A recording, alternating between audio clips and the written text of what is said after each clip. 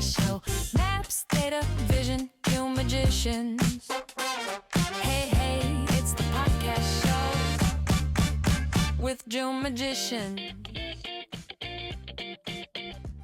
Bonjour à tous, aujourd'hui on reçoit probablement l'invité le plus transversal du podcast, Damien Deville, docteur en géographie culturelle, spécialiste des approches par le milieu, géographe, auteur, chercheur, conférencier. Bonjour Damien, comment vas-tu ?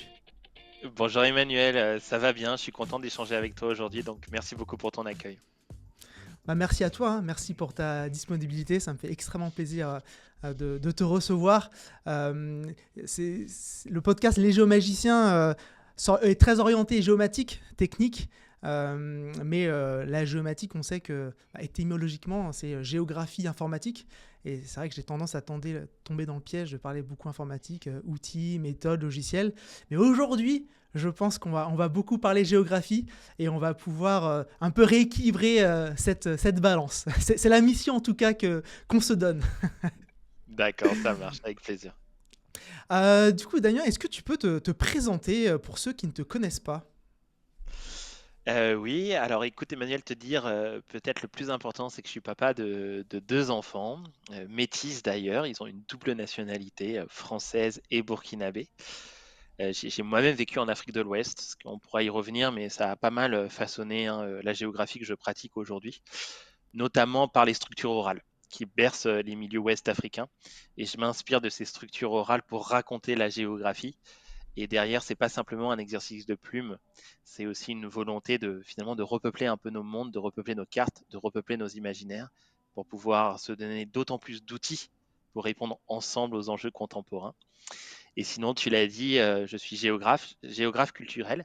Alors, la géographie culturelle, elle n'est pas très connue, dit comme ça, mais pourtant beaucoup de géographes qui ont eu accès à une forme de postérité sont issus de la géographie culturelle. En disant ça, je pense à Élisée Reclus, par exemple, qui est considéré comme l'un des pères fondateurs de la géographie culturelle.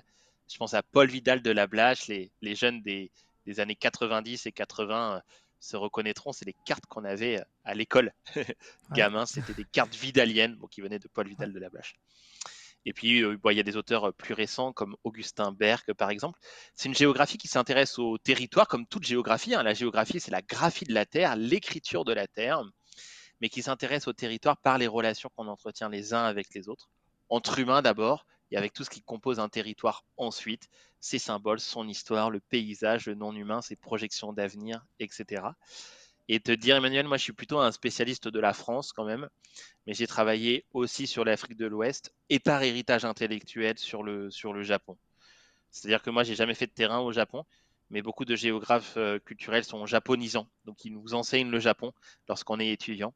Et lorsqu'on devient à notre tour docteur, charge à nous de aussi faire des ponts avec ce qui se passe au pays du soleil levant.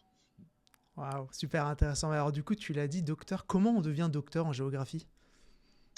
Ouais, alors ça c'est une bonne question Emmanuel, notamment parce que mon parcours est un petit peu singulier. C'est que c'était pas écrit d'avance que je devienne géographe. Au contraire, lors de la première partie de mon parcours académique, j'étais plutôt branché écologie scientifique. Ok. J'imaginais ma vie aller protéger les éléphants, les Ouais. tigres à l'étranger. Et j'ai réalisé un rêve de gosse puisqu'en licence 3, là, j'ai fait une école spécialisée dont la troisième année était complètement délocalisée à l'international.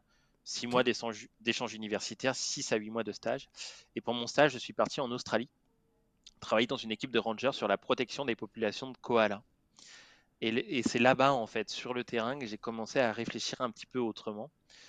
Parce que là où je vivais en Australie, dans le périurbain de Brisbane, sur la côte est, pardonne-moi, du continent australien, eh bien, on pouvait observer des koalas dans les zones périurbaines. Ils avaient choisi d'être là, en fait, dans leur couloir de migration, et on les voyait dans les jardins des pavillons. Ils avaient des intérêts à être là. Les intérêts, c'est grosso modo moins de concurrence pour la ressource avec les autres espèces de marsupiaux. Et par contre, ils avaient des inconvénients à être là. Et les inconvénients, tu me vois venir, c'est bien sûr les activités humaines, fragmentation de l'espace à cause de l'urbanisation, attaque de chiens domestiques, accidents de voiture, etc. Et la réponse politique qui était portée à ça, c'était de déplacer les koalas à 100-200 km de là, dans des zones réservées à leur protection. Et cette dynamique en fait de séparation, elle ne fonctionnait pas. Elle ne fonctionnait pas d'un point de vue purement de l'écologie d'ailleurs, parce que dans ces zones réservées justement à la préservation, il arrivait toujours un moment où les koalas se faisaient de la concurrence pour l'espace Hmm. et pour la sexualité, créant des problèmes de consanguinité et de perte de la diversité génétique. Hmm. Or, lorsqu'on s'intéresse à la préservation des espèces, la diversité génétique d'une communauté est plus importante encore pour pérenniser cette communauté que le nombre d'individus lui-même. Et puis il y avait d'autres questions plus justement géographiques, anthropologiques. C'est que le koala est présent de partout dans les imaginaires australiens. Logo d'équipe de foot, dessins animés pour enfants, dans l'industrie touristique, etc. C'est un peu l'animal mascotte de l'Australie. Et pourtant, au quotidien, dans les espaces habités, la coexistence avec ce même animal est refusée. Et refusée au Hmm. nom de quoi? Au nom de leur propre protection, quoi. Là, Hmm. quelque chose que je ne comprenais pas, je me disais, si on veut protéger le koala, pourquoi ne pas le protéger là où il a en partie choisi d'être, quoi. Et d'ailleurs, ça, je le découvrirai un petit peu plus tard, mais le refus de la coexistence entre humains et koala cachait un autre refus, celui de la coexistence entre population occidentale et population aborigène.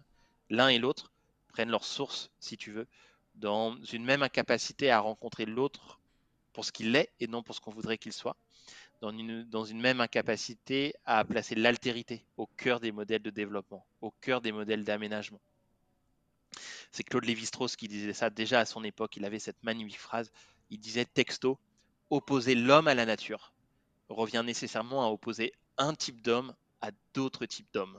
Voilà, cette phrase, elle est Hmm. magnifique. Et je trouve elle marchait très bien là pour le cas du koala et des populations aborigènes en Australie. Et du coup, en revenant en France, je me dis en fait la clé, c'est de rassembler et de Hmm. réfléchir aux règles de la coexistence, de réfléchir à la relation à l'autre. Et lorsque tu penses vivant et relation, bah, tu invites forcément un personnage central dans l'équation que sont les territoires. Pourquoi? Parce que tu sais, sur une carte, il y a cette échelle qu'on peut dessiner à la main, là, comme ça, où l'oiseau fait son nid, où le castor construit son barrage, et où nous, humains, on construit nos sociabilités quotidiennes. Là où on va au travail, là où on construit notre famille, là où on construit aussi un petit peu notre parcours professionnel, là où on fait grandir nos enfants, etc.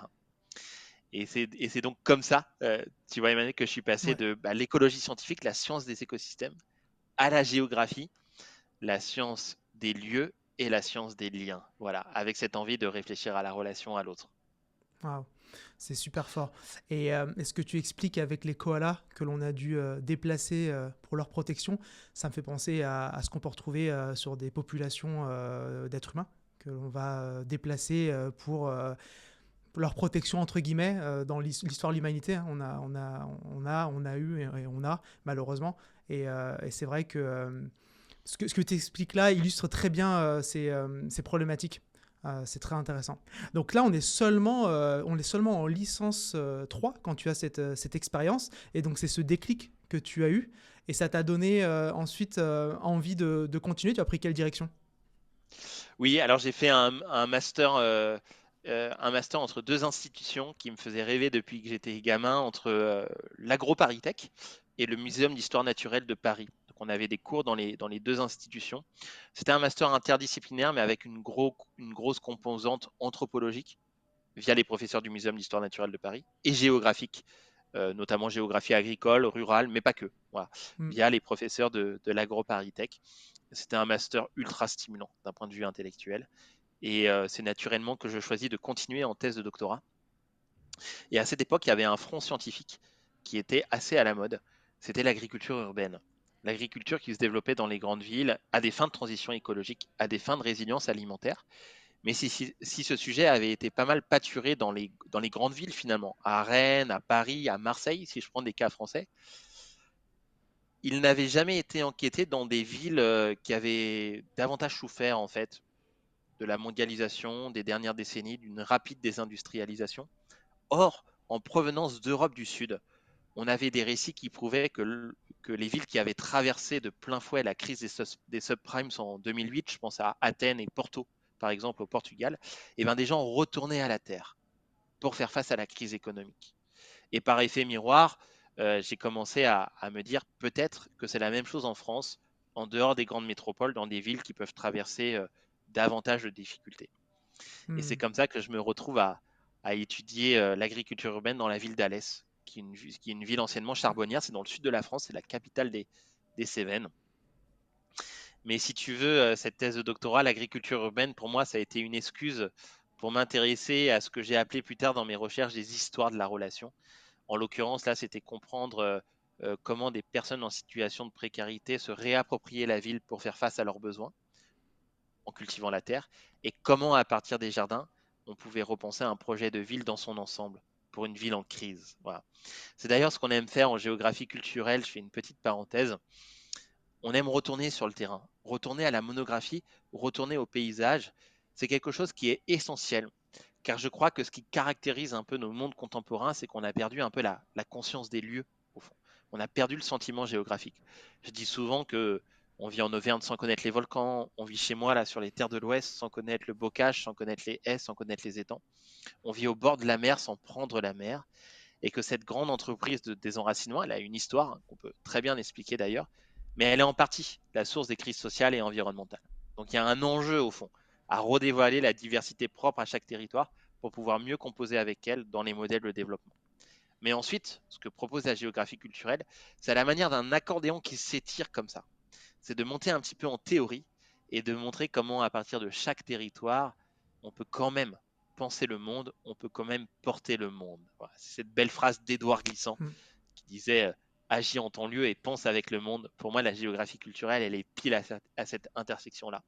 Et c'est à ma modeste échelle, c'est ce que j'ai essayé de faire dans la ville d'Alès. Donc, je me suis intéressé au jardin, mais pour porter une réflexion plus globale sur les nouveaux modèles de développement des villes en crise et par effet de miroir, des territoires de manière générale.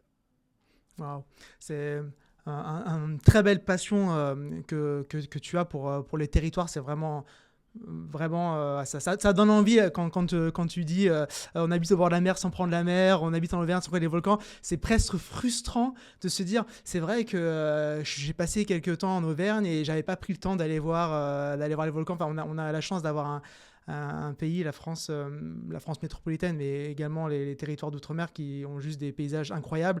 Et ça devrait être de notre devoir, être un devoir en fait de connaître nos territoires.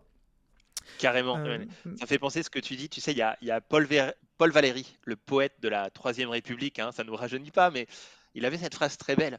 Il disait, pour écrire, il faut entrer en soi armé jusqu'aux dents. Voilà, texto. Je pense que pour bien habiter un territoire, un lieu, quel qu'il soit, c'est pareil. Il faut être armé. Alors, non pas de pistolet et de couteau, mais de concepts, de clés de lecture géographique, de savoir en fait sur le lieu qui nous entoure, quoi. Voilà. Pourquoi? Tout simplement parce que on protège que ce qu'on aime, on aime que ce qu'on connaît, et on connaît que ce qui nous a été préalablement enseigné. Et donc réenseigner la diversité des lieux, pour moi, c'est la première mission au fond de la géographie culturelle. Ouais. Et ça me fait penser à un risque. Donc dans cette transmission, avec le tourisme moderne, on a tendance peut-être à vulgariser certains territoires. Je pense à une échelle très petite, comme à l'échelle d'une ville, où on va pour faire plaisir aux touristes, lui proposer des images, des produits alimentaires qui finalement ne sont pas propres à la ville ou à la région, mais sont juste là pour cocher les cases de ce que le touriste attend. Je pense à un exemple très, très concret qui m'est arrivé il y a 2 jours. J'étais du côté d'Amsterdam, donc avec ma compagne qui est néerlandaise, et on était en centre-ville. Amsterdam, une ville très touristique, et on regardait ensemble à gauche à droite, et elle me disait, c'est incroyable à quel point tout ce que l'on voit là à gauche à droite, ça n'a rien à voir avec les Pays-Bas. Un commerce qui vend des gaufres belges, ou de la restauration avec des produits qui n'ont rien à voir avec les produits typiques. Et c'est vrai que normalement, ça devrait être un devoir des locaux de faire résonner l'histoire, la géographie du lieu. Et peut-être qu'avec le tourisme de masse qu'on connaît aujourd'hui, on perd un peu. Et finalement, on peut aller passer un week-end à Amsterdam et ne pas avoir forcément appris beaucoup du territoire. Voilà, je prends l'exemple d'Amsterdam parce que ça m'est arrivé il y a 2 jours. Mais voilà, en t'écoutant, j'ai cette peur qui m'est remontée en me disant, ouais, attention, c'est un devoir de transmettre et il y a une responsabilité des locaux peut-être. Tout à fait, tu as tout à fait raison, Emmanuel. En fait, quand je te disais qu'on avait perdu la conscience des lieux, c'est un processus qui est très long. Certains auteurs, hein, dont Augustin Berg, je le citais tout à l'heure, c'est l'un de mes maîtres en géographie, le ramène à l'émergence des religions monothéistes, et notamment à un événement fondateur qu'on retrouve dans les trois textes sacrés, pardon, la Bible, le Coran et la Torah, qui est lorsque Moïse reçoit les 10 commandements sur le mont Sinaï. Pourquoi? Parce que les 10 commandements, ce sont les injonctions de l'humain que par rapport à lui-même. Tu feras ci, tu ne feras pas ça. Ce n'est en aucun cas des injonctions de l'humain par rapport au milieu dans lequel il habite. C'est la première grande entreprise de désenracinement. Et tu vois que finalement, ce socle spirituel a guidé, et guide toujours d'ailleurs, hein, notre socle philosophique et par extension les politiques publiques qui ont pu être portées. Et ça, on pourrait y revenir, mais euh, dans les 2 derniers siècles notamment, les politiques publiques qui ont été portées en termes d'aménagement du territoire, de mise en récit du territoire, de capter les flux de la mondialisation, bah, ont participé aussi à cette entreprise Mm. de désenracinement, quoi. Mm. Voilà. Et sur le tourisme, effectivement, à mon avis, il y a. Alors, je ne suis pas un expert, hein, du tourisme, il faudrait demander à des géographes un petit peu spécialisés, mais ce que je peux dire sur le sujet, c'est que parfois, ce qui est mis en avant dans l'industrie touristique du territoire, ce n'est pas ce qui correspond aux relations quotidiennes des gens qui vivent sur place. Un Ouais. exemple qui a été saisissant en la matière, c'est Amboise récemment.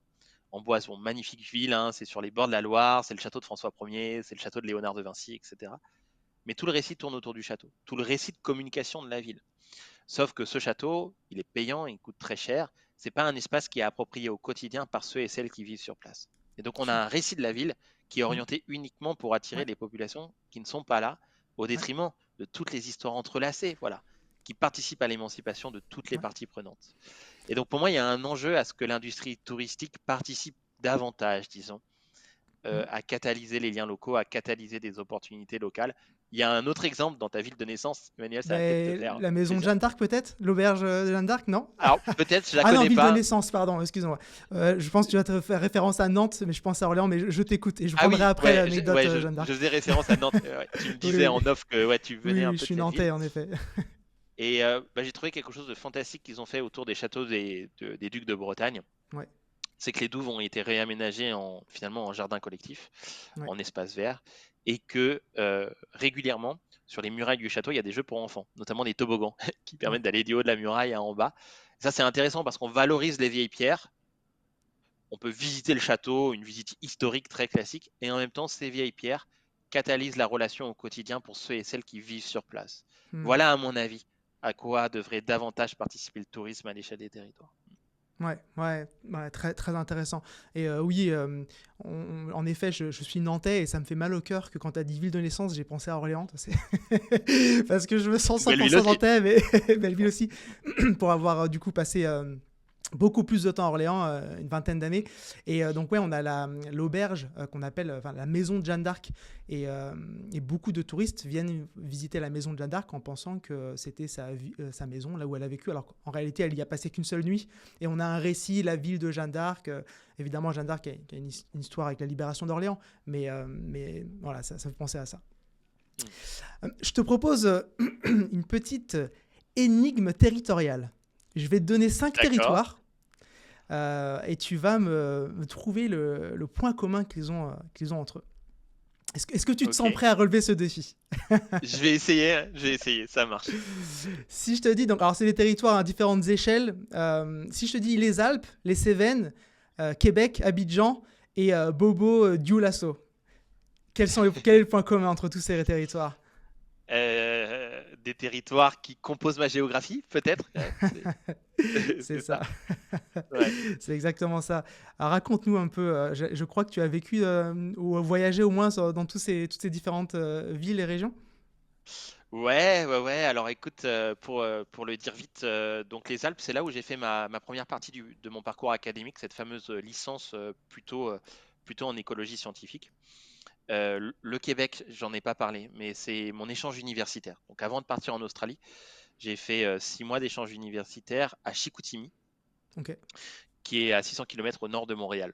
Pourquoi j'avais choisi cette université? Parce que c'était l'université où on pouvait étudier l'écologie boréale. Donc le fonctionnement des écosystèmes du Grand Nord, les grandes forêts, les fjords et les banquises. Et ces écosystèmes, en fait, sont le métronome de pas mal de flux écologiques qui traversent la planète entière, à commencer par être le métronome climatique. Donc ça m'intéressait énormément d'avoir cette culture générale sur ces écosystèmes. Et je regrette pas, vu qu'il y avait en plus beaucoup de visites de terrain, quoi. Donc c'était chouette d'avoir su prendre le risque de ne pas rester à Montréal et d'aller s'enfermer dans le Grand Nord Ouais, pour cet échange universitaire, mais scientifiquement, c'était très stimulant. ouais, Abidjan et Bobo Dioulasso. Donc les Cévennes, pardonne-moi, c'était ma thèse de oui, doctorat. J'ai expliqué oui. sur Alès, mais Alès est plutôt une ville. Mais on ne peut pas penser l'histoire d'Alès sans penser l'histoire des Cévennes de manière générale. Et d'ailleurs, c'était l'un des plaidoyers de ma thèse, hein, c'était de se dire que Alès s'est déconnecté dans ses modèles de développement des montagnes qui l'entourent. Parce que, et ça c'est un phénomène hein, aussi qu'on retrouve dans beaucoup de villes en crise, pour essayer d'évoluer, les villes petites et moyennes singent au fond ce qui fait le succès des grandes métropoles. À Alès, par exemple, c'est qu'ils veulent développer un circuit automobile avec tout un écosystème de start-up associés. Ils veulent développer les entreprises du numérique. Ils voulaient développer l'agriculture de bouche, donc l'agriculture un petit peu de niche pour les grands chefs étoilés, et le tourisme balnéaire. C'était leurs fameux 4 points cardinaux, c'est comme ça qu'ils les appelaient dans leur modèle de développement. Pourquoi pas? Mais ce qu'on peut dire de ça, c'est que rien à voir avec les Cévennes, à part peut-être la gastronomie locale. Et que en mettant des millions sur la table pour développer ces filières, qu'est-ce que fait la ville d'Alès? En fait, elle essaye d'attirer ce qu'on appelle les classes créatives dans nos jargons, donc les personnes à forts capitaux sociaux et intellectuels qui vivent actuellement à Lyon, à Montpellier, à Marseille ou à Toulouse. Et donc Alès se met à mettre beaucoup d'argent sur la table pour attirer des populations qui ne sont pas là, qui potentiellement ne viendront jamais, au détriment des populations qui sont déjà sur place et qui auraient tellement à apporter au territoire si on savait les regarder autrement. La créativité des jardins que je citais tout à l'heure le prouve, à quel point ces personnes pauvres, sans de grands bagages intellectuels, peuvent aussi renouveler la ville, peuvent aussi créer des opportunités pour leur communauté, peuvent aussi, au fond, permettre à la ville de se relever. Et donc l'une des invitations, c'était de réancrer en fait la ville dans le trésor qui l'entoure, à savoir le patrimoine mondial de l'UNESCO que sont les Cévennes. Et Abidjan et Bobo Dioulasso, c'est arrivé un petit peu plus tard. C'est arrivé en fait pendant ma thèse de doctorat. Donc là, ça rejoint un peu une histoire personnelle, mais en même temps, les parcours des scientifiques, on pourrait penser qu'ils sont très linéaires, que voilà, il y a des plans du début à la fin. En fait, ils sont très entrelacés avec nos propres expériences personnelles. Eh oui. Et j'ai rencontré à Paris celle qui est devenue mon épouse hein, depuis, donc Kadi, qui était une femme Peul du Burkina Faso, qui venait finir ses études à Sciences Po Paris. Et le premier job qu'elle trouve, c'était à Abidjan. Elle projetait plutôt sa carrière professionnelle en Afrique de l'Ouest. Ça faisait pas très longtemps qu'on était ensemble. Voilà. Et pour donner une chance à notre couple, il fallait prendre une décision. Et la décision qui a été prise, c'est que j'ai négocié un télétravail et je suis parti vivre avec elle à Abidjan. D'abord à Abidjan, ensuite à Bobo Dioulasso, la ville au Burkina Faso, la ville où elle Ouais. avait grandi. Je rentrais en France juste pour faire mes terrains de thèse dans les Cévennes. Empreinte écologique pas ouf, on va pas se mentir. Et en même temps, je regrette pas du tout, déjà parce que ça a donné une belle histoire familiale, mais aussi parce que voilà, l'Afrique de l'Ouest m'a beaucoup, dans sa complexité, m'a beaucoup inspiré dans mes approches, dans la manière de faire de la géographie, même dans la propre construction de mon identité Ouais. personnelle. Voilà. Ouais, en tant que géographe, tu avais déjà ton expérience. Arriver, vivre, découvrir l'Afrique de l'Ouest, ça doit être un sacré choc culturel et géographique. Alors, combien de temps tu es resté, que ce soit à Abidjan et au Burkina Faso, et ce que tu peux, qu'est-ce que, comment tu sors grandi de cette expérience? Qu'est-ce que tu as appris? Hmm, c'est une bonne question. J'essaye de structurer un peu les idées dans ma tête. Je suis resté un peu l'équivalent de 4 ans et demi entre les deux pays. On faisait des Ok. allers-retours, hein. Comme je disais, quand je revenais en France, je faisais des terrains, des longs terrains en géographie. La Mhm. géographie culturelle se rapproche pas mal de l'anthropologie. Et du coup, quand je rentrais en France, je rentrais 3 mois quoi, pour faire mes terrains. Et ensuite, je rentrais à Abidjan pendant 3 à 4 mois également. Alors, déjà, dire que la première expérience, c'était que vivre à Abidjan avec mon épouse, ça a été très immersif. On vivait avec les populations ivoiriennes et burkinabées dans des quartiers, on va dire, alors, quartiers populaires, ce serait trop dire, mais des quartiers, on va dire, petite classe moyenne ivoirienne. Autrement dit, j'étais pas du tout dans dans ce qu'on appelle les quartiers d'expatriés, hein. C'est vrai qu'ils témoignent, hein, d'inégalités très fortes avec le mode de vie moyen, on va dire, hein, des Ivoiriens et des Ivoiriennes dans la ville d'Abidjan, par exemple. Et donc ça, c'était très fort. J'étais le seul blanc, hein, Ah oui, de bah, tous les j'imagine. quartiers Eh oui. à la ronde. Et ça, c'était chouette parce que ça m'a permis vraiment de comprendre cette Afrique de l'Ouest, en tout cas Abidjan, qui est très particulier aussi, hein. Il y a Abidjan et il y a le reste de la Côte d'Ivoire. Voilà. Mais de comprendre cette capitale abidjanaise un peu dans son intimité, dans les relations sociales qui guident vraiment les Ivoiriens et les Ivoiriennes, c'était vraiment, vraiment superbe.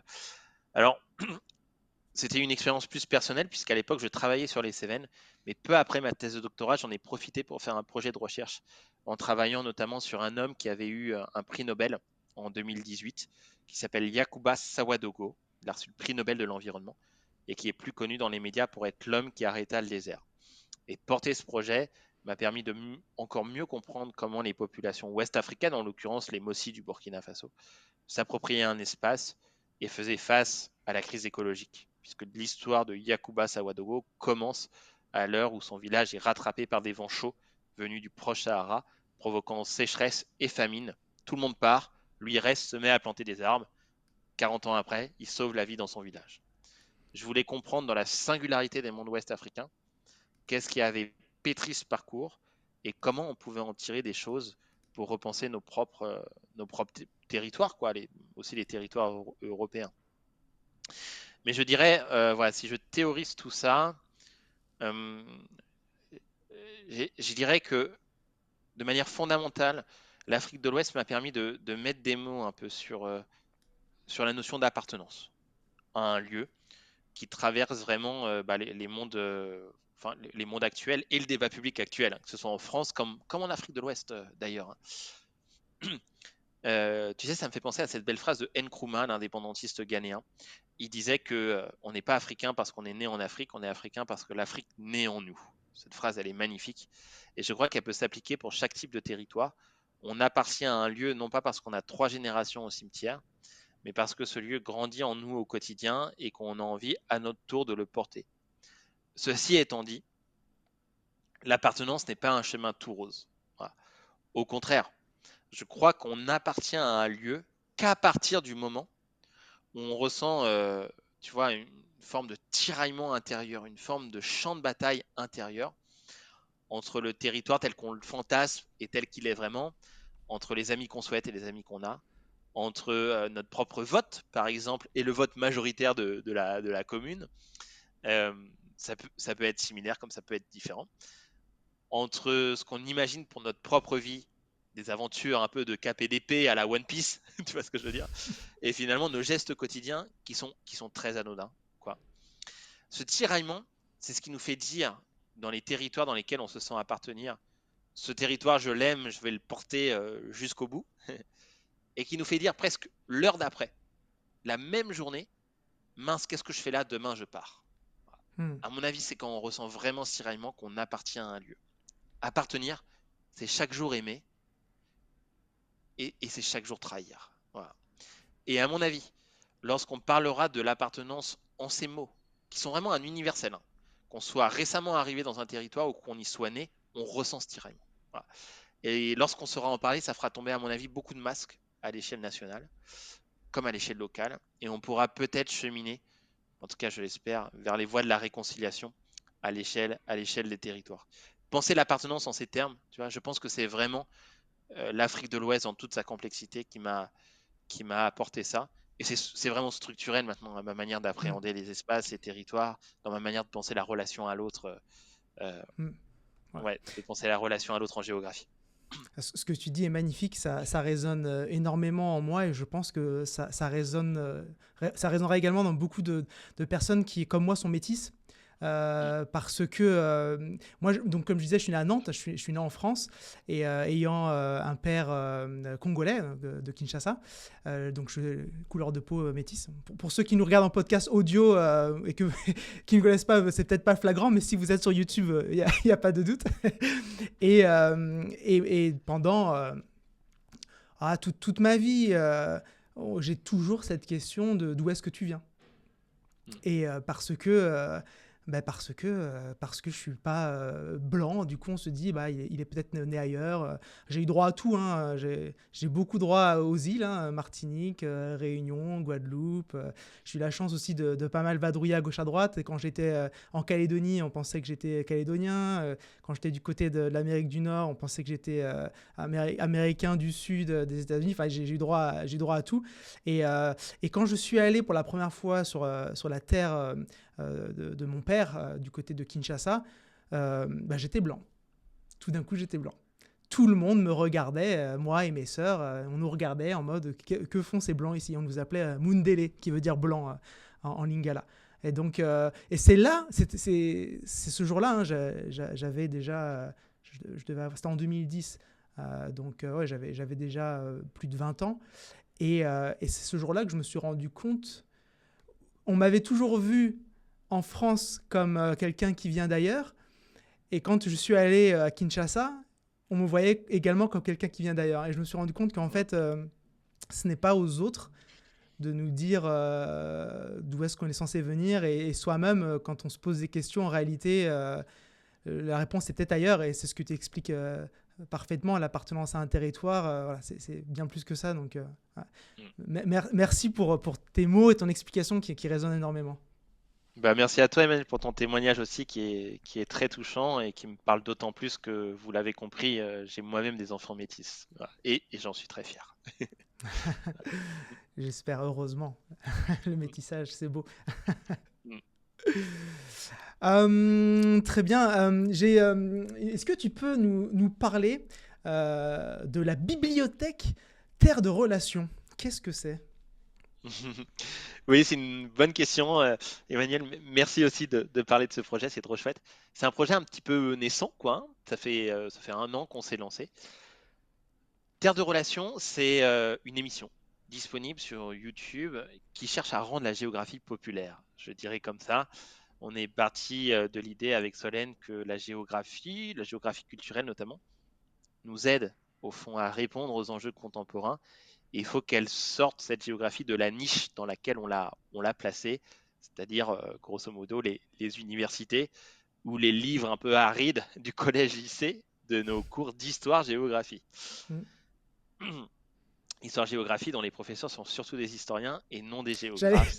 J'allais rebondir là-dessus, je vais rien Ouais. dire, mais on est d'accord. Déjà, Voilà. pourquoi mettre l'histoire et la géographie ensemble déjà, mais bon, c'est encore un autre sujet. Ouais, et c'est ce qui explique que la géographie n'est pas toujours très bien enseignée au collège-lycée, qu'elle fait davantage rêver effectivement à l'université. Ouais. Et donc, Terre de Relations, c'est ça, on propose des épisodes immersifs dans des territoires, un épisode, un territoire, et qui cherche à lever un peu des clés de lecture géographique pour nous aider tout simplement à mieux habiter la Terre. Déjà, à retrouver des savoirs sur les territoires, et partant de ces savoirs, essayer de mieux arbitrer en fait, hein, nos propres lendemains, de mieux arbitrer ce qui fera les mondes de demain. Et un épisode dure environ entre 30 et 40 minutes. Et c'est vrai qu'avec ce laps de temps, on ne peut pas tout dire sur un territoire. Et du coup, on est obligé de prendre des angles dans notre manière d'approcher tel ou tel lieu. Et ces angles, c'est souvent des questions de géographie culturelle qui nous paraissent pertinentes à traiter face aux enjeux contemporains. Je vais vous donner un exemple.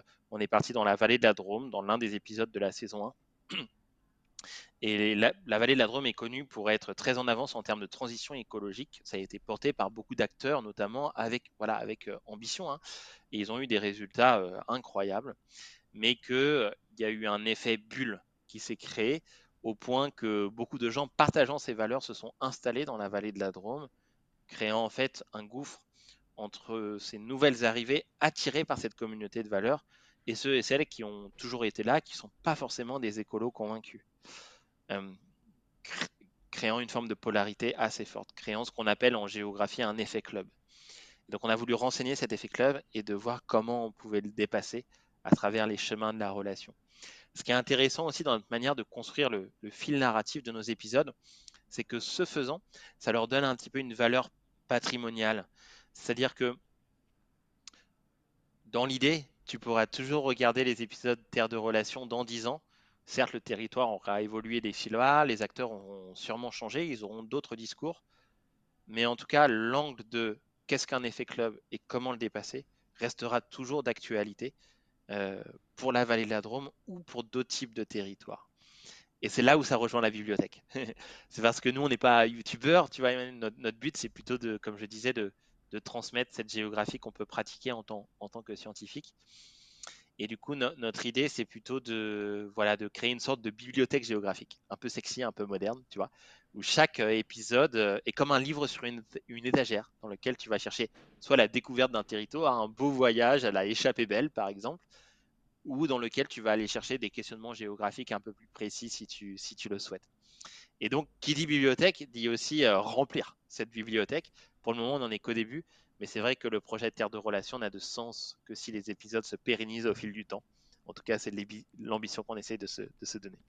Et c'est ce que je vous souhaite, et vous y avez mis les moyens, la réalisation est magnifique. J'invite vraiment Merci. les auditeurs à aller regarder. Je mettrai le lien évidemment en commentaire. Il y a une très belle réalisation et des sujets très intéressants, vraiment. Merci, Merci. Et si tu me le merci permets, Antoine. Emmanuel, abonnez-vous. Ça, c'est un peu youtubeur dit comme ça, j'ai pas Allez. l'habitude. Mais c'est vrai que on a un enjeu à dépasser les 10 000 abonnés, parce qu'à partir de 10 000 abonnés, on peut accéder à des fonds publics dans nos créations. Donc ça, c'est un objectif qu'on se donne là dans les Eh bien, 2 ans tu à sais venir, on va dire. quoi? Ouais. Je viens de cliquer sur abonner. Allez. Ah bah c'est cool, merci beaucoup. J'avais la Merci. vidéo, enfin la page ouverte, c'est cliqué. C'est cool, merci beaucoup. Faites comme moi si vous nous écoutez. Donc vous avez le lien. Terre de Relation, je vous mets le lien. Et ça fait plaisir en tout cas de voir des beaux projets en géographie avec une aussi belle réalisation. Il faut soutenir. Merci beaucoup, Emmanuel. Petite transition vers la cartographie, qui est un des outils du géographe. Moi, je t'ai entre autres découvert avec ce magnifique ouvrage, La France des mille lieues, que vraiment j'invite les auditeurs il faut absolument se procurer. C'est un livre qui est magnifique, qui nous montre des cartes comme on n'a pas l'habitude de les voir. Donc tu as travaillé avec des cartographes. J'aimerais bien savoir, j'ai deux questions. La première, c'est déjà dans un premier temps, toi personnellement, quelle est la place de la cartographie dans ton quotidien? Et ensuite, un deuxième sujet qu'on abordera après sur la collaboration sur cet ouvrage avec des cartographes et voir comment en gros on travaille. Voilà. Donc déjà, premier point, quel est le rôle de la cartographie et même de la géomatique, si tu vas aller jusque-là, dans tes travaux? Ouais, c'est une bonne question, Emmanuel. Merci pour ça. Écoute, peut-être revenir un peu sur les deux blocs qui structurent énormément mes travaux. On l'a dit un peu en filigrane d'ores et déjà, mais je ne l'ai jamais précisé en ces termes. Il y a un peu deux grandes hypothèses qui structurent mon travail en géographie. La première, c'est de se dire que uniformité et précarité ont toujours tendance à être les deux temps d'un même processus dans les territoires. Je donnais tout à l'heure l'exemple d'Alès, spécialisé dans les mines de charbon. Lorsque les mines de charbon ont fermé, c'est toute l'économie du territoire qui s'est écroulée parce que la ville était trop dépendante d'une seule filière qui n'a pas résisté au coup du temps. On voit bien comment uniformité et précarité se conjuguent. Donc essayer de comprendre ces liens entre les deux processus, c'est la première partie de mes travaux. J'essaye de comprendre ça à différentes échelles, dans différentes temporalités aussi. Et puis il y a un deuxième bloc, qui est en fait la face inversée de la médaille, qui est de se dire comment faire pour réparer les précarités contemporaines. Eh bien peut-être en misant sur l'inverse de l'uniformité, qui est la diversité. Et comme on est la diversité dans les territoires, elle naît toujours de la relation à l'autre. Elle naît toujours de ces histoires entrelacées qui créent des événements, et ces événements vont finir par façonner les mondes, par façonner un territoire, voire par guider les grands arbitrages d'une société. Et donc aller d'un territoire à l'autre pour en explorer, finalement, pour en dévoiler les histoires de la relation, c'est un peu le deuxième bloc de mes travaux. Les jardins à Alès, que je citais tout à l'heure, c'est l'une des histoires de la relation. L'histoire du paysan prix Nobel de l'alternative Yacouba Savoie-Dogo, c'est une autre histoire de la relation. Et le livre La France des milieux, il intervient à un moment où j'ai voulu aller un peu plus loin. Je me suis dit, comment on pourrait renouveler la géographie si on mettait la relation au cœur de sa méthode et au cœur de ses réalisations, et notamment de l'une de ses réalisations, que sont les cartes, que sont la cartographie.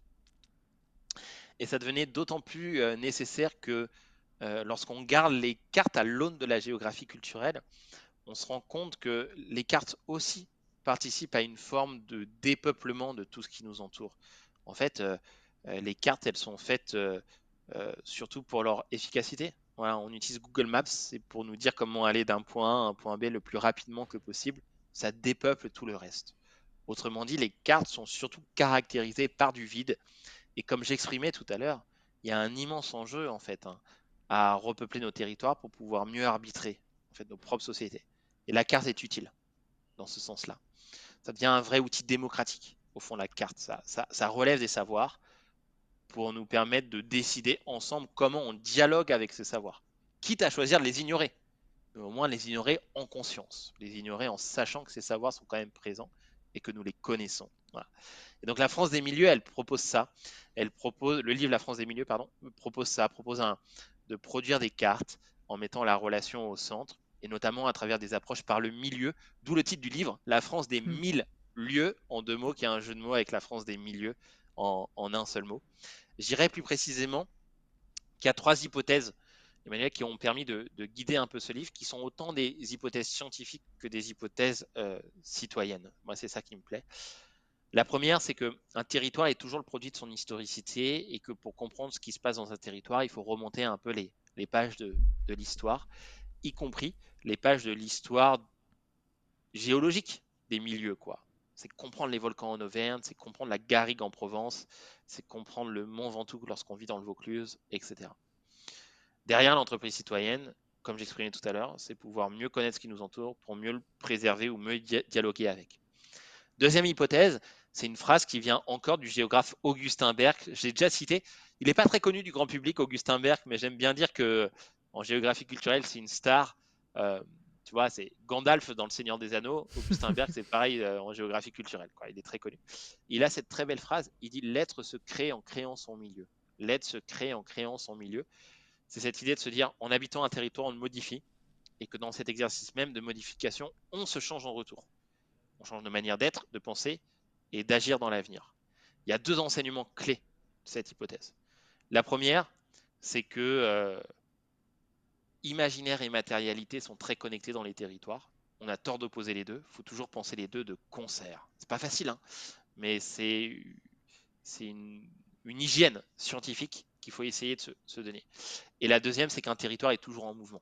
Voilà. Ça, en fait, cette hypothèse, c'est un garde-fou qui permet de se protéger contre la tentation de mettre un territoire sous cloche. Et dès lors, elle ouvre une question citoyenne incroyable, qui est de se dire comment on peut aménager, habiter le territoire demain pour changer le cœur de l'humain et vice-versa. Quel imaginaire nous compose, quelle culture nous compose pour nous permettre de mieux habiter les lieux. Et troisième hypothèse, très rapidement, c'est qu'un territoire, avant d'être une approche politique ou technique, SCOT, PLU, agencement des compétences, si importantes soient ces approches, et ben c'est avant tout un corps en mouvement dans un lieu, et tout ce que fait ressentir ce corps en mouvement dans un lieu, les contes, les émotions, la poésie, tout ça est du nombre. Habiter, c'est marcher. Or, tu vois que ce rapport au sensible, on l'a complètement perdu en cartographie. En tout cas, dans les cartes qu'on utilise au quotidien, et qui a un enjeu de le retrouver tout simplement. Et donc, c'est ces 3 hypothèses qu'on a voulu remettre au centre de la cartographie. D'accord, très intéressant. Et, ce qui explique aussi les différentes cartes de fiction que l'on retrouve dans l'Atlas. Ça s'explique très bien. Celle en Alsace m'a particulièrement interpellé. Oui. J'ai regardé la carte avant de lire fiction et je trouvais ça très intéressant. Oui, effectivement, on clôturait chaque chapitre par ce qu'on appelle une carte de géographie fiction, alors qui s'appuie quand même, c'est pas que imaginatif, ça s'appuie aussi sur des données scientifiques. Oui. Exemple, ce qu'on a fait dans le chapitre sur les marais, qui s'appelle Les enfants du marais, si ma mémoire est bonne, on imagine une France où une partie des glaciers d'eau salée fondent à cause du réchauffement climatique et qui entraîne une modification du trait de côte. Et donc une modification de la constitution des marais sur le trait de côte de l'Hexagone, sur le trait de côte français.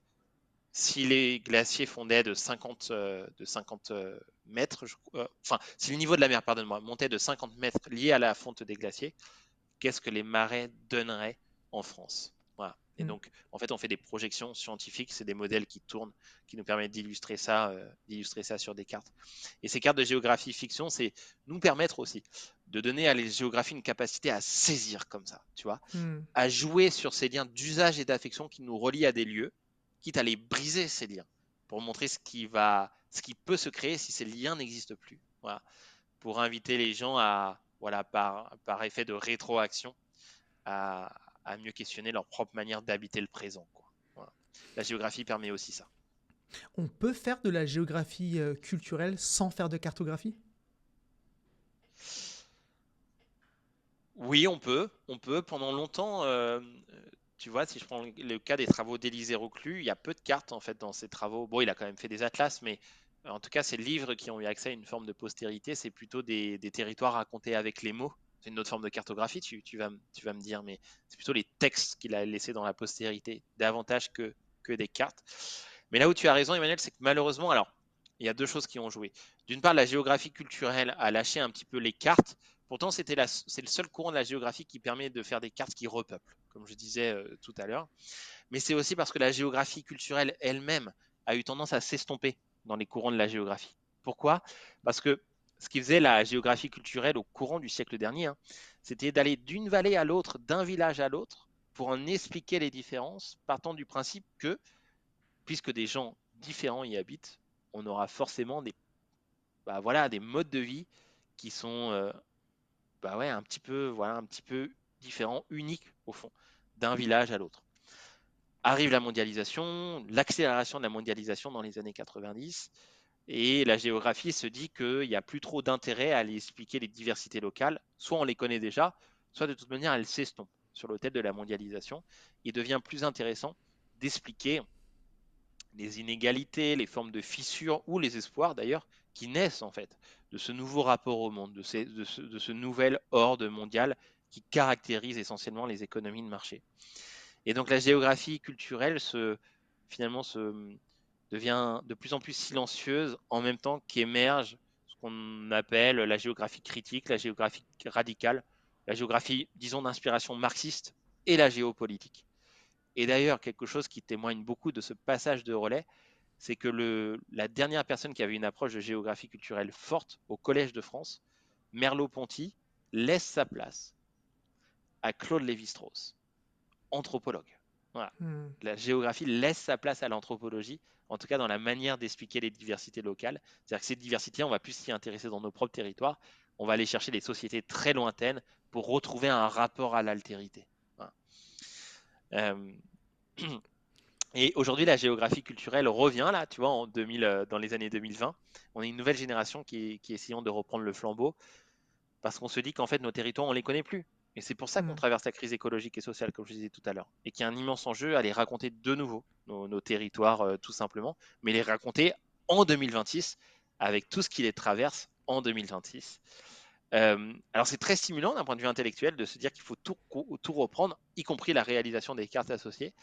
Et en même temps, c'est un petit peu difficile parce que dans les linéages intellectuels, tu vois, il y a un maillon de la chaîne qui manque, quoi. Il y a un maillon de la Mm. transmission qui manque entre les stars de la géographie culturelle du siècle dernier qui sont aujourd'hui soit décédés, soit à la retraite, et nous, nouvelle génération, qui avons la trentaine, quoi. Voilà. Mm. Et puis, bon, il y a des enjeux beaucoup plus pragmatiques qui dit que ce maillon de la chaîne manque, dit qu'aussi qu'il n'y a plus trop de masters de géographie culturelle, il n'y a plus beaucoup de place à l'université pour ceux qui ont vraiment cette spécialité, il n'y a plus beaucoup d'accès au financement de recherche pour ceux et celles qui se réclament de la géographie culturelle. Tu vois, c'est un Mm. grand chantier qui nous attend. Mais en même temps, c'est ça qui nous motive à nous lever le matin, quoi. On se dit qu'il y a des nouveaux chemins à défricher. J'interromps cet épisode quelques secondes pour vous rappeler qu'il reste quelques places encore pour la journée de formation l'IA pour les géomaticiens. Je fais le tour de France, je viens à votre rencontre pour vous former, découvrir ensemble des cas d'usage très concrets d'IA générative et on va même parler géo-IA une journée ensemble entre géomaticiens. Dépêchez-vous de vous inscrire, contactez-moi directement sur LinkedIn. Vous pouvez aller directement sur le site datando.fr pour avoir le programme, les informations. On se retrouve en formation et de suite retour à l'épisode. Ouais, il y a une vision, il y a un chantier. Est-ce que tu peux nous raconter un peu ta relation avec les cartographes qui ont travaillé donc, sur l'ouvrage? Comment est-ce que vous avez collaboré? Est-ce que tu peux nous expliquer comment vous avez fait? Ouais, avec grand plaisir. Alors, en fait, il y a qu'un seul vrai cartographe autour de ce livre, qui est Perrin Remonté, que peut-être la communauté des cartographes et des géomaticiens connaissent bien, parce qu'il est, bon, il est suivi quand même sur les réseaux. Et puis, on s'est associé à deux artistes des Beaux-Arts, donc Juliane Sedan et Cassandre Le Picard, qui ont pu elles-mêmes d'ailleurs réaliser des cartes, hein, mais réaliser des cartes à travers une formation moins de cartographe que d'artiste. Et ça m'intéressait dans la manière aussi de casser les codes. Comment j'ai découvert un peu ces trois profils? Perrin voilà, a commencé à se faire connaître en partageant ses productions sur les réseaux sociaux, sur LinkedIn notamment. Et puis on s'était rencontrés à plusieurs reprises, on s'est liés d'amitié d'ailleurs, et on s'est dit que ce serait trop chouette de travailler ensemble. Nous avons les mêmes influences. Lui aussi a lu Élisée Reclus, lui aussi a lu Alexander Van Bolt, lui aussi a lu Augustin Berg, etc. Et en même temps, il est très créatif dans ses manières de proposer des glissements sur les cartes. Et Cassandre et Juliane, elles avaient participé à un concours des éditions Michelin de cartographie où elles avaient fait pour moi des cartes vraiment saisissantes. Tu sais, ces cartes où tu as la mâchoire qui se décroche, il y a un effet waouh. Elles n'avaient pas gagné ce concours, pour l'anecdote, mais pour moi, c'était les cartes qui valaient le plus le coup. Et donc, c'est comme ça, je les ai contactés sur LinkedIn, et c'est comme ça que s'est fait la collaboration, la rencontre en tout cas. Et comme on a travaillé ensemble sur ce livre, eh bien, en fait, on a structuré les chapitres par les approches du milieu. Dans chaque chapitre, on travaille des questions spécifiques de la géographie culturelle. Et ensuite, on s'est dit comment on pourrait les illustrer à travers des cartes en choisissant des territoires qui pouvaient bien illustrer à chaque fois ces questions de la géographie culturelle qu'on traite dans chacun des chapitres. Tout en essayant, pas évident, mais d'être représentatif, hein, de l'intégralité des territoires français, dom-tom y compris, bien sûr. C'était très important pour nous d'avoir une juste représentation des territoires ultramarins qu'on a tendance à souvent oublier, hein, dans les représentations cartographiques et géographiques de la France. Et donc ensuite, une fois que souvent, alors je commençais par écrire les textes des chapitres, et en fonction une fois que le texte était plus ou moins structuré, on réfléchissait aux cartes qui pouvaient illustrer un petit peu ce texte. Moi, j'étais souvent à la théorie des cartes, c'est-à-dire que j'expliquais quel élément de la géographie culturelle on voulait illustrer sur ces cartes. Perrin était au fond de cartes et Cassandre et Juliane venaient orner un petit peu ces cartes, quoi, faire le travail d'illustration. Qui ne sont pas encore une fois des illustrations juste pour faire joli, qui sont des illustrations qui illustrent des enseignements de la géographie. Après, la manière d'illustrer ces enseignements, c'est toujours des choix d'artistes. Et là, Juliane et Cassandre étaient libres aussi d'amener leur propre univers et leur propre patte artistique dans la réalisation de ces cartes. Voilà. Et je suis quand même heureux du résultat parce que cette collaboration, qui est une forme d'interdisciplinarité radicale, hein, Ouais. correspond bien aussi aux trois hypothèses de la géographie. Je disais qu'il fallait retrouver ce rapport au sensible en géographie. Donc ça invite à laisser de la place à l'art également dans nos manières de faire cartes. Mais derrière, il y a une démarche aussi un petit peu plus fondamentale. Je vais te raconter une anecdote, Emmanuel. Ce livre, c'est 3 ans et demi de travail, hein. Donc, c'est quand même du boulot. Et, et peu après avoir lancé la graine de ce livre, j'en parle à l'un de mes pairs à la Sorbonne, un professeur connu, hein, que j'admire beaucoup par ailleurs. Je lui parle du projet. Et il me dit, ah Damien, le problème de ton projet, c'est que tu vois, avant, dans les anciennes cartes, notamment les cartes du Moyen-Âge, qui, elles, étaient ornées, on mettait de l'onirisme, on mettait du symbole, on mettait des allégories dans les espaces qu'on connaissait pas ou très peu. C'est pour ça, par exemple, qu'il y avait des monstres marins sur les mers et Mm. océans. On associait le rêve à ce que nous ne Mm. connaissions pas, me dit-il. Aujourd'hui, nous connaissons tout. Donc, nous n'avons plus besoin de ces ornements sur les cartes. Voilà. Je ressors de cet échange un petit peu démotivé et je suis prêt à jeter le projet à l'eau, quoi. Et j'y repense un peu quelques jours après, mais je me dis, mais au fond, qu'est-ce qui nous empêche de mettre du rêve sur ce que nous connaissons déjà? Rien du tout. Rien du tout. Et je pense même que nous en avons besoin, voilà, pour nous permettre de mieux comprendre ce qui nous entoure. J'y reviens tout simplement. Ça crée d'autres chemins d'appropriation que le savoir purement scientifique pour s'outiller et permettre aux territoires dans lesquels on habite de grandir en nous dans toute leur complexité. Voilà. Et donc c'est ce qui a donné aussi euh, cette volonté d'illustration de chacune des cartes. Ouais. Ouais, ce sont des œuvres d'art, hein, on peut dire. C'est rafraîchissant. Tu parles de monstres marins. Moi, il y a des dessins sur lesquels j'ai passé autant de temps à observer que j'observerais. Hein. Pardon, je perds ma voix.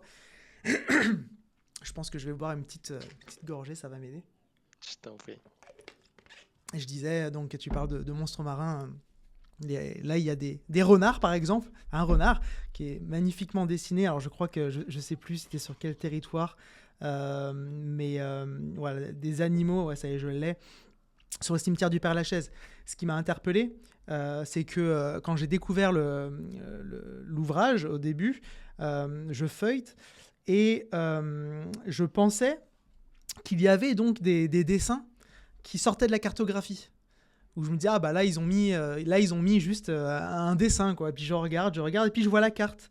Et je me dis, mais en fait, c'est une histoire cartographique. C'est vraiment, ça m'a interpellé. J'invite, j'insiste, ceux qui ne connaissent pas cet ouvrage à aller se procurer. C'est rafraîchissant. Exactement, Emmanuel. Bah, merci beaucoup déjà pour tes mots, c'est trop cool. Mais te dire, Emmanuel, en fait, une carte, c'est quoi? Une carte, c'est trois choses. C'est un titre, une échelle et une orientation. Si tu respectes ça, tu peux faire théoriquement ce que tu veux, y compris dans des cartes complètement imaginatives à la Game of Thrones, tu vois. Mais en fait, il suffit juste de respecter ce rapport. J'entends tous les apprenants que j'ai en cartographie qui me disent, mais tu nous dis toujours de mettre une échelle, de mettre des sources. C'est la base. Mais en fait, cette échelle, elle peut être un petit peu retravaillée. Enfin, on peut la métamorphoser. Bien sûr. Par exemple, dans le chapitre sur le bocage qui s'appelle Le Petit Peuple de la Haye, il y a une représentation d'un arbre, quoi. Voilà. Mais il y a quand même un jeu d'échelle entre l'arbre et les êtres vivants qui composent le bocage, qui sont dessinés sur l'arbre. Ouais. Du coup, c'est une autre forme de cartographie. C'est une cartographie des êtres vivants qui composent le territoire. Il y a toujours ce rapport titre, orientation de l'arbre et échelle. Ouais. Mais sauf que l'échelle ne correspond pas à 1 cm égale 1 km, par exemple. Ça correspond au rapport de proportion entre les êtres vivants et l'arbre, par exemple. Ouais. Voilà. Je t'ai coupé, mais je crois que tu allais nous parler d'une cartographie qui résonne, je pense, beaucoup dans la pop culture. Tu allais me parler de Game of Thrones. Ouais, bah moi j'aime beaucoup ce rapport à la pop culture. Tu sais, parfois on a tendance un peu à la dénigrer dans les milieux scientifiques en disant que c'est pas de la science. Moi, je crois qu'au contraire, on peut s'en servir pour penser les mondes contemporains. Déjà parce que il n'y a pas beaucoup d'œuvres de pop culture qui ne sont pas géographiques. Game of Thrones, c'est un rapport au territoire. D'ailleurs, le générique, c'est une carte, c'est pas pour rien. Exactement, ouais. Tolkien. One Piece, il n'y a rien de plus géographique que One Piece. Avec Shaquille qui a ses modes de vie, ses milieux, son histoire, les rapports de force à différentes échelles, le rapport à l'environnement, il y a tout dans One Piece. Le Seigneur des Anneaux, bien sûr, tu l'as bien dit. Mais des choses même un peu plus récentes. Où on voit où est la comté, où est le Mordor, tout le parcours que la communauté va faire. Je pense qu'on sait tous... si vous avez regardé le Seigneur des Anneaux, je pense qu'à un moment donné, vous avez regardé la carte pour vous rendre compte, d'accord, ok, il doit traverser tout ça, et c'est là-bas qu'est la montagne. Ok, je comprends. Ça permet de comprendre. Puis le rapport au paysage, le rapport au lieu, le rapport à la traversée, le volet 1 du Seigneur des Anneaux, c'est que ça, c'est un voyage en fait. On les voit traverser la communauté de l'anneau là, on les voit traverser de multiples paysages. Mais même si je prends des œuvres un peu plus récentes, la série Arcane par exemple sur Netflix dans l'univers de League of Legends, tout est géographique dans le monde d'Arcane. Bon. Et donc c'est ça qui est intéressant. On peut vraiment penser des concepts de la géographie à travers ces mondes imaginaires. La deuxième chose, c'est qu'en fait, c'est une culture commune, la pop culture. Et donc c'est un chemin d'appropriation vers des questions scientifiques qui permet de réconcilier un petit peu les générations ou qui permet d'amener un public plus large vers les enseignements que nous, on a envie de partager finalement. Et enfin, la troisième chose, c'est un peu ce que j'ai exprimé tout à l'heure. On ne se rend pas compte à quel point les imaginaires sont performatifs et guident nos manières d'agir et nos manières de penser. Je vais te donner des exemples très concrets, très géographiques. Tu vas à Sète, dans le Languedoc-Roussillon. Georges Brassens est présent partout. Nom de place, nom de rue, œuvres artistiques, œuvres culturelles et même filière économique, puisqu'il y a des artisans, par exemple, qui composent avec l'univers musical et littéraire de Georges Brassens pour créer des pâtisseries, pour créer des éléments de boulangerie, etc. Autre exemple encore plus saisissant. Dans le Berry, toute l'industrie touristique du Berry, ou presque, est associée à l'univers de Georges Sand, qui est décédé il y a 200 ans, plus ou moins. Voilà. Et donc on voit bien comment un imaginaire littéraire d'hier structure énormément en fait les filières économiques d'aujourd'hui dans les territoires. imaginaire et immatérialité sont très liés. Et du coup, les imaginaires qui nous composent aujourd'hui feront sûrement les matérialités de demain, en partie les matérialités de demain. Et c'est pour ça que je pense que les scientifiques qui veulent aussi guider un peu les sociétés, en tout cas appuyer les sociétés dans leurs arbitrages, ne peuvent pas faire en fait l'impasse sur les symboles, sur les allégories, sur les imaginaires partagés par la pop culture et qui finissent par jouer sur notre propre construction individuelle et collective. Voilà. Mm. Ça me fait penser à cette belle phrase de Jean Mallory, hein. Jean Mallory, il avait cette très belle phrase, il disait: sans symbole, nous ne sommes rien, qu'un peuple de robots manipulés par le verbe et par l'image. Elle est magnifique cette phrase. Et la pop culture, elle intervient là, elle intervient dans l'ère symbolique qui structure nos générations et du coup qui structurera les matérialités de demain. Un peuple de robots et à cette ère où l'IA rentre dans les pratiques, je pense que ça va résonner encore plus. Exactement. D'ailleurs, si on fait une petite transition sur l'IA, toi, tu en penses quoi par rapport à la géographie, si on parle d'IA générative, est-ce que tu penses que ça apporte quelque chose? Est-ce que toi, tu es utilisateur?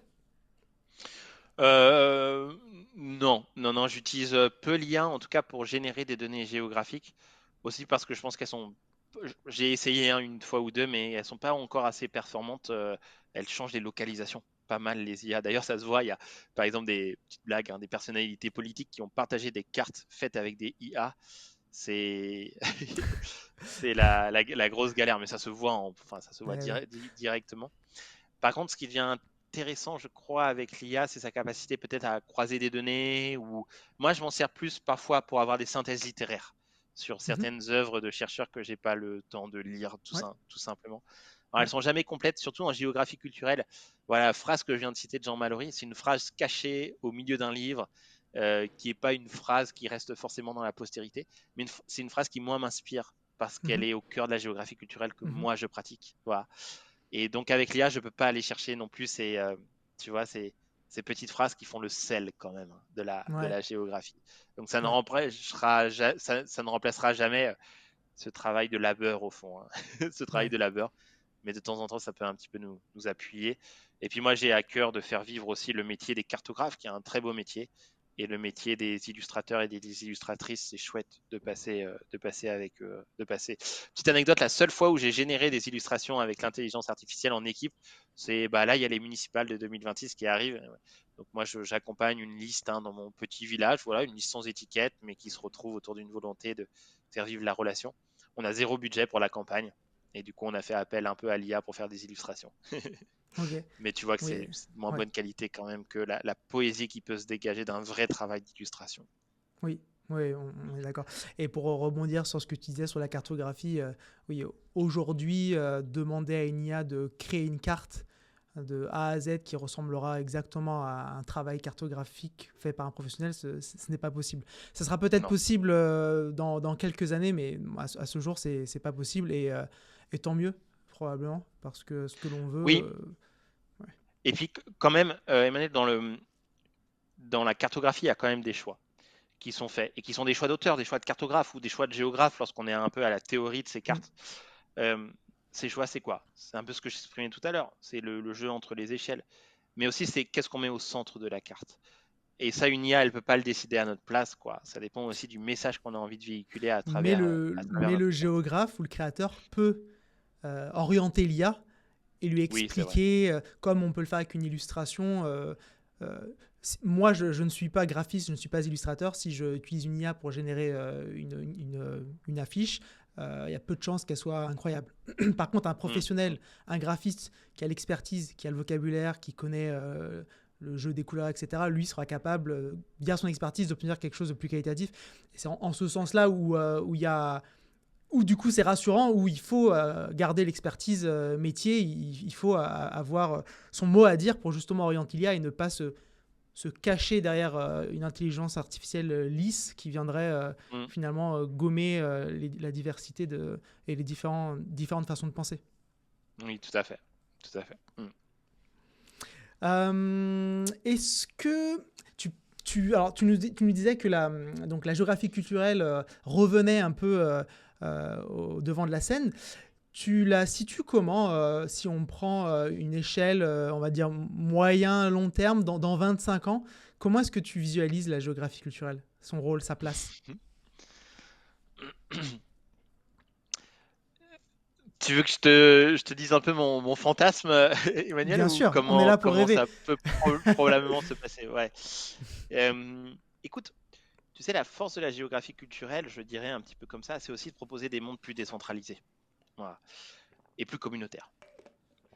Euh, D'ailleurs, c'est Alexis de Tocqueville qui disait ça, tu sais, sur ses 2 tomes sur la démocratie américaine, sur la constitution américaine en train de se faire. Il disait que dans les pays trop centralisés, ce qui nous est proche nous devient étranger. La rue, la place du village, son propre voisin, parce qu'on va être dans l'attente qu'une puissance centralisée vienne s'en occuper. Dans la pensée de Tocqueville, dans les pays trop centralisés sont aussi une sacrée entreprise de dépolitisation en fait de la citoyenneté. Et quand je parle de dépolitisation, je ne parle pas de parti politique, je parle de se sentir en mesure de participer à la vie collective, de participer à la vie de la cité.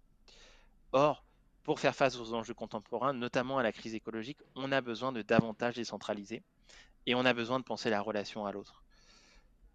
Pareil, dans le débat public, on a tendance à penser que parfois pour sauver le vivant, il faut abandonner certains territoires pour que le vivant reprenne ses droits. Voilà.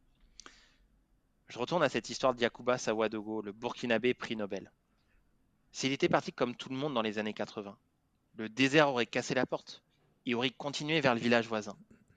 C'est parce qu'il est resté, tout en changeant bien sûr complètement sa manière d'habiter, qu'il a sauvé la vie, autant pour les humains que pour les non-humains, et qu'il a même agrandé le territoire. C'est le contraire de dégrader, puisqu'il y a aujourd'hui plus de biodiversité dans sa forêt qu'il y en avait avant la sécheresse des années 80. Je fais un parallèle avec la France. Je disais tout à l'heure, les Cévennes sont patrimoine mondial de l'UNESCO, grâce à sa biodiversité. Pourtant, la biodiversité des Cévennes n'a jamais été autant en danger, puisque les Cévennes ne sont plus habitées, victimes comme elles ont été des différentes vagues d'exodes ruraux qui ont caractérisé la France depuis 1970. Le milieu se referme, devient une forêt. Une forêt, c'est intéressant sous nos climats parce que c'est un écosystème qui est très stable, qui résiste davantage aux chocs, mais c'est un écosystème moins riche en termes de biodiversité que lorsqu'on a forêt, prairies, zones humides, murs de pierres sèches, châtaigneraies, comme c'était le cas historiquement en Cévennes. Sauver la biodiversité intrinsèque des Cévennes, c'est retourner en partie y habiter. Et donc pour moi, la vraie question scientifique, citoyenne et politique finalement, c'est pas tellement de savoir où c'est qu'on peut habiter, où c'est qu'on ne peut pas habiter, c'est plutôt de se dire comment vivre dans chaque territoire pour en respecter les grands équilibres écosystémiques, voire pour transformer un peu ces territoires au fil du temps pour améliorer ces équilibres. Autrement dit, ça demande de comprendre chaque territoire dans ses singularités et de placer les singularités au cœur des modèles de développement. On voit bien là comment décentralisation et vivant, en fait, ce sont des combats frères, ce sont des combats Mm. liés. La géographie culturelle, elle amène ça. C'est une grande entreprise de décentralisation et c'est une grille de lecture pour nous permettre à l'échelle des territoires de prendre les meilleures décisions possibles. Et donc j'espère que dans 20 ans, dans 50 ans, la géographie culturelle sera présente à cet endroit précis, tu vois. Mm. Et je dirais une chose également qui fait le lien avec la France des milieux, c'est que la géographie culturelle, la géographie de manière générale, mais d'autant plus la géographie culturelle, c'est aussi une entreprise esthétique. Voilà. Et, et j'espère que, voilà, j'aimerais bien qu'elle soit davantage au cœur des imaginaires, cette entreprise esthétique. Et ça peut passer par des choses très concrètes. Comme la France est un pays très centralisé, tous les films ou presque se passent en ville et se passent même à Paris ou dans sa proche banlieue. Ça peut paraître anecdotique dit comme ça, mais ça crée quoi? Ça crée une non-représentativité culturelle et démocratique de ce qui compose pourtant les 3 quarts du pays. Et lorsqu'on n'est pas représenté dans la grande fabrique des imaginaires, en l'occurrence le cinéma, on a parfois du mal à s'approprier des futurs désirables dans les Oui. territoires dans lesquels on a choisi d'être. La géographie permet ça. Elle permet de remettre en diversité nos imaginaires pour mieux faire dialoguer les mondes, quoi. Voilà. Moi, je rêverais de pouvoir aller au cinéma et de choisir entre, tu vois, un film qui se passe aux Antilles, un film qui se passe à Saint-Étienne, un film qui se Mm. passe à Paris, un film qui se passe Ouais. au nord de la Scandinavie, je te dis Ouais. n'importe quoi. Mais voilà, la géographie permet ça. C'est toujours un vœu de faire dialoguer les diversités, voilà. Y compris dans le champ esthétique, y compris dans le champ des imaginaires. Ouais, je partage la même opinion et ça rejoint ce qu'on disait aussi sur la partie pop culture où le cinéma influence beaucoup la vision qu'on a de territoire et c'est pas pour rien que ceux qui sont allés à New York, souvent la première chose qu'on dit c'est j'ai l'impression d'être dans un film.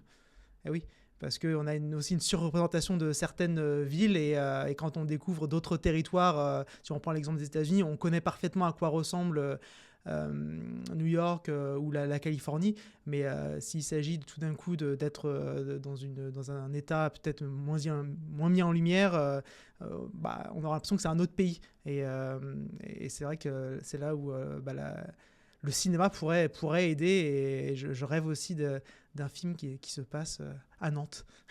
Ouais, je ne veux pas vexer ma ville de Nantes après avoir écorché en disant que j'étais orléanais, ça m'a marqué. Quel message tu donnerais à un étudiant en géographie, licence ou master, qui réfléchit à s'orienter vers la recherche et qui après avoir écouté ce podcast se dit ça m'intéresse. Quelle est la roadmap? Ouf. Ouais. Qu'est-ce que je dirais aux étudiants qui veulent s'orienter vers la recherche? Écoute, peut-être je leur dirais c'est chouette, il faut y aller, il faut y croire. C'est très stimulant d'un point de vue intellectuel, la recherche, et qu'il ne faudra pas hésiter, par contre, à savoir faire des pas de côté, à savoir être créatif et à savoir être imaginatif. Tu le sais, Emmanuel, on le sait, hein, c'est pas caché, les milieux de la recherche sont très précaires. Mais je crois qu'ils sont précaires parce qu'ils sont uniformes, justement. Dans le sens où il n'y a rien de plus normé. Il n'y a rien de plus qui porte plus d'injonctions que l'écriture académique telle qu'on nous impose de la faire, telle que nos communications à l'oral telles qu'on nous les impose de les faire, etc. Et ça, je pense que ça tue la science elle-même. Voilà, la capacité d'aller plus loin, de créer plus de savoir, notre capacité à créer davantage de liens entre science et société, puisque la science sert avant tout à ça, à atterrir aussi dans la société, à aider. Voilà. C'est une boussole, la science. Elle est là pour aider. Et d'ailleurs, peut-être que vous m'avez entendu, je ne parle pas comme un académicien de mon côté. J'ai fait ce choix de glissement. Mais c'est aussi par ces glissements qu'on arrive aussi à mieux vivre de notre métier et du coup à continuer notre propre recherche. Donc, je dirais ça, je pense que le futur de la recherche, il est vraiment là. Il est dans les marges, tu sais, dans les marges de ce qui structure actuellement les réseaux académiques. On dit que c'est les marges qui tiennent la page. Je pense que c'est vraiment ça en géographie, hein. C'est ceux qui sont dans les marges qui renouvellent énormément la discipline. Et peut-être qu'un jour la marge sera au centre, quoi. En tout cas, on l'espère. Et la deuxième chose que je dirais, c'est un peu le conseil que je donne à mes étudiants, mais ça marche d'autant plus pour ceux et celles qui veulent s'orienter vers les mondes de la recherche. Je leur dis souvent, écoute, si vous sortez de mon cours en vous posant plus de questions que lorsque vous y êtes entré, alors j'aurai réussi mon premier pari. Les questions sont parfois des armes plus tranchantes que les réponses lorsqu'elles sont bien posées, notamment à l'échelle des territoires. Et la deuxième chose que je leur dis, c'est que si vous sortez de mon cours dans votre domaine de recherche professionnelle, qu'importe là où vous habiterez, si à votre manière, dans votre monde, vous avez envie d'expérimenter les chemins de la relation, alors j'aurai réussi mon deuxième pari. Voilà. Et donc c'est un peu ce que j'ai envie de dire à quelqu'un qui s'orienterait vers un doctorat, c'est de se dire pose-toi plein de questions et ose des chemins de la relation. Merci beaucoup pour cette réponse. Je pense que ça va en inspirer plus d'un. Je te propose de terminer avec un petit jeu. Ça s'appelle Mythe ou Réalité.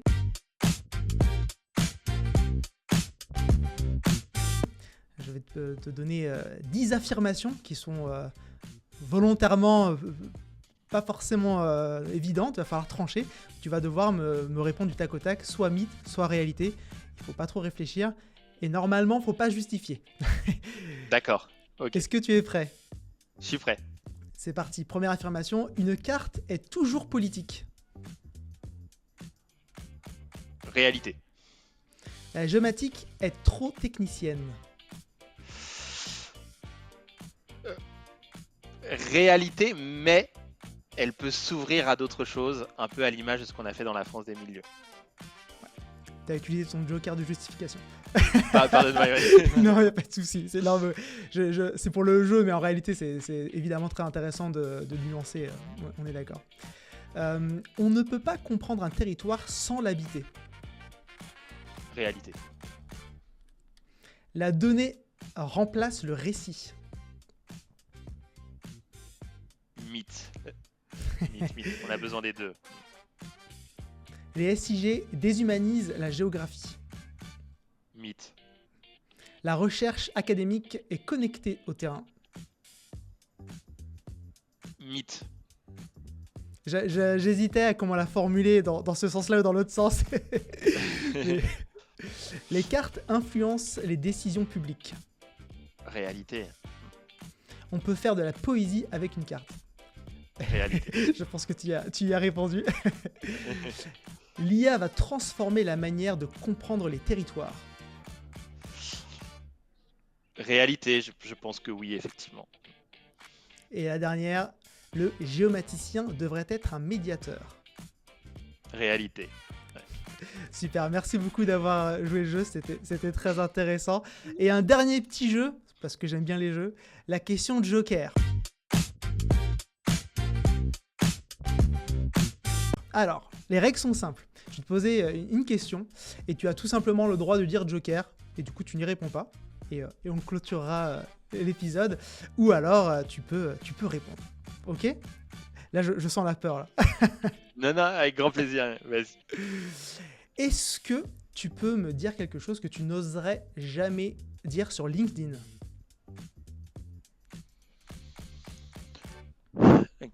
Pardon pour le soufflet. Pas de souci.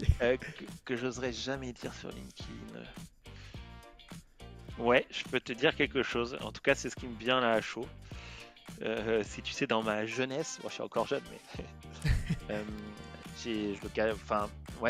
j'en parle jamais et je compte pas le faire. Mais bon, c'est pas caché non plus. Hein. J'ai eu des engagements politiques. Tu sais, j'étais membre d'un parti politique aussi avec des responsabilités un peu nationales. D'accord. Ça a été formateur. Mais chez Europe Écologie Les Verts, voilà. Okay. Pour rien cacher à personne. Ouais. Mais c'est vrai que c'était devenu pesant, très pesant. Comment je le vois, c'est très subjectif, ce que je vais te dire. Personne n'est obligé de partager ma parole, mais c'est qu'en fait, un parti politique, c'est une sacrée entreprise d'uniformisation des esprits et des corps. Tout le monde se met à penser pareil, à tweeter pareil. Et les jeux de vassalité, pour ceux et celles, c'était pas mon cas, mais pour ceux et celles qui veulent vraiment évoluer en politique, renforcent cette injonction à faire comme les autres, à faire comme les députés, à faire comme les gens un peu connus du parti politique, etc. Renforçant cette trajectoire d'uniformisation. Si bien que je m'étais senti un peu comme dans une pièce, tu vois, un peu resserré, on est tous là, à grenouiller, quoi. Il y a une fenêtre qui ouvre sur un immense paysage, et la fenêtre, elle est fermée, quoi. Voilà.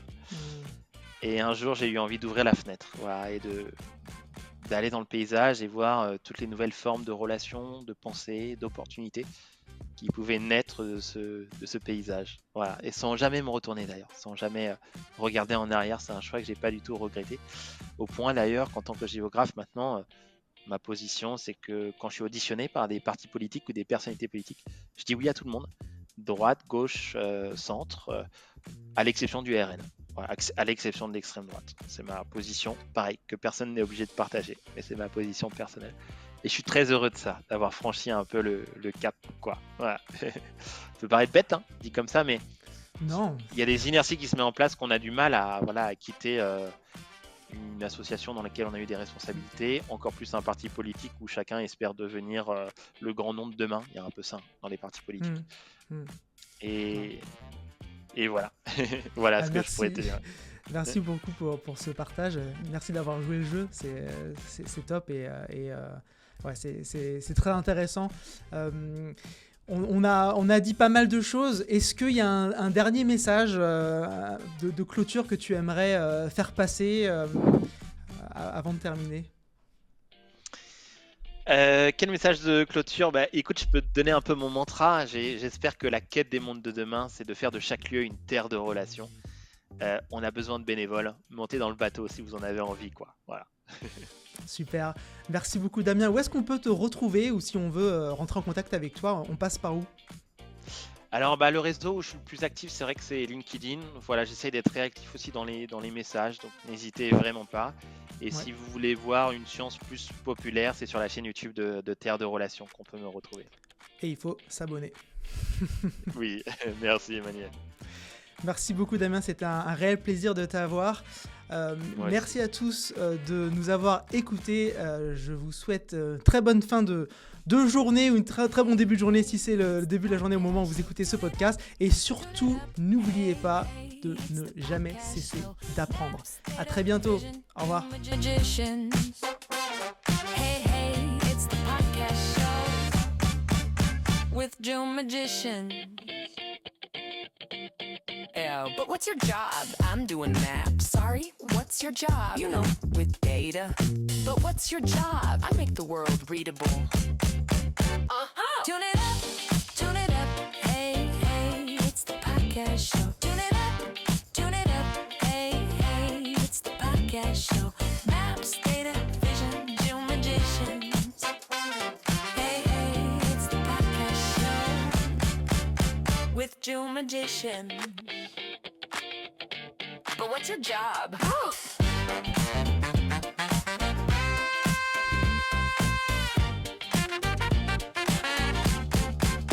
Maps, data, stories.